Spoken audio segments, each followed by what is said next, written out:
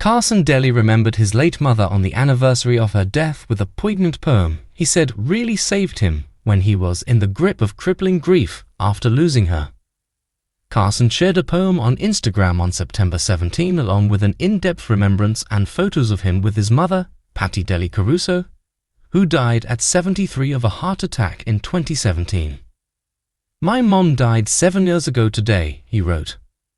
"I've been working on the road a lot lately and woke up in a hotel room immediately with a heavy heart.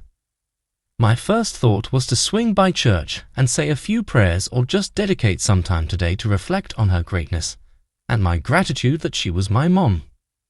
But then I realized that I didn't need to," he continued. "Truth is, I think about her every single day, like hundreds of times a day. I talk to her, out loud sometimes. I ask her questions or offer thanks when something goes right directly related to how she raised me. I wink at photos of her in my house as I walk by and say thanks, Mom. I cheers her when drinking a Bloody Mary or a glass of red. In fact, she's sought her everywhere." The poem that gave Carson solace is titled, "Do Not Stand at My Grave and Weep." It describes how a person may have passed on, but there's still signs of their spirit every day in the sun on ripened grain and the gentle autumn rain. It ends with the lines, "Do not stand at my grave and cry / I am not there. I did not die." Carson wrote that the moving words were shared with him when he was deep in the grip of crippling grief shortly after her sudden death. He added that the poem really saved him and still does. He originally shared the poem on Instagram in 2017 shortly after the death of the woman affectionately known as Kiki to her family.